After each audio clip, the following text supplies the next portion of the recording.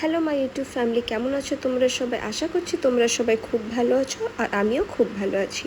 তো আজকে আমি এখানে রাত্রে একটা তরকারি রান্না করব। আমার কাছে যা যা সবজি ছিল আমি সেই দিয়ে করব। তোমাদের কাছে যেটা থাকবে তোমরা সেই সবজিটা ইউজ করতে পারো। তো দেখো, আমি সবজিগুলোকে ছোট ছোট করে আগে কেটে নিয়েছি। তারপরে আমি এখানে সর্ষের তেলের মতন একটা শুকনো লঙ্কা তেলের মধ্যে দিয়ে দেব। হাফ চামচ এখানে আমি দিয়ে দেব পাঁচফোড়ন। তারপর এখানে আমি 1 চামচ মতো কসুরি মেথি দিয়ে দেব। এই যে দেখুন, 1 চামচ মতো আমি এখানে কসুরি মেথি দিয়ে দিয়েছি। এবারে সামান্য একটু ভাজা হয়ে যাবে, তারপরে কেটে রাখা আমি সবজিও দিয়ে দেব।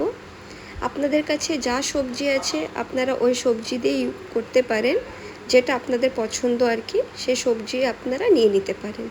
তারপরে এখানে আমি টমেটো পিউরি করে রেখেছি। সবজিটা হালকা ভাজা হয়ে গেলে আমি টমেটো পিউরিটা অ্যাড করে দেব।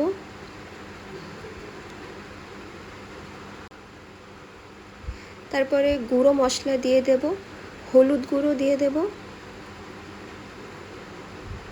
তারপরে এখানে ধনে গুঁড়ো দিয়ে দেব, তারপরে জিরে গুঁড়ো দিয়ে দেব। আর আমার কাছে এখানে সবজি মশলা ছিল, আমি সবজি মশলাটাও দিয়ে দেব আর একটু নুন দিয়ে দেব। আপনাদের কাছে যদি সবজি মশলা না থাকে আপনারা স্কিপ করতে পারেন, আর যদি থাকে তাহলে আপনারা অবশ্যই এর মধ্যে দেবেন।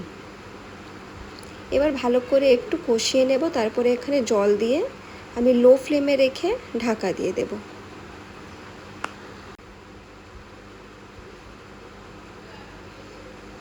এই যে দেখুন, লো ফ্লেমে রেখে ঢাকা দিয়ে দিয়েছি।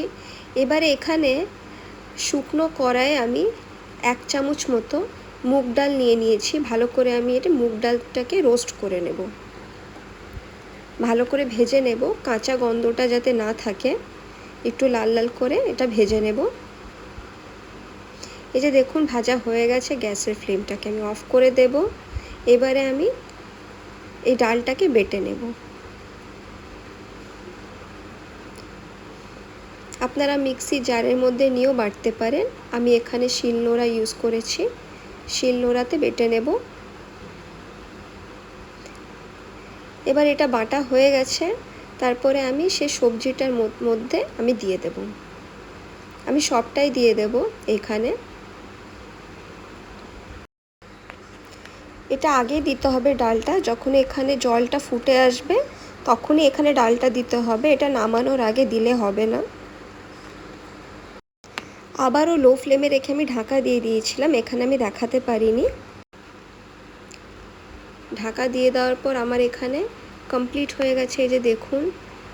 তাহলে আজকের রেসিপি আপনারা অবশ্যই একবার বাড়িতে ট্রাই করে দেখতে পারেন। আশা করছি আজকের ভিডিওটা আপনাদের সকলকে ভালো লেগেছে। যদি ভালো লেগে থাকে আমার রেসিপি, তাহলে like, share, comment and subscribe করে দেবেন। ধন্যবাদ।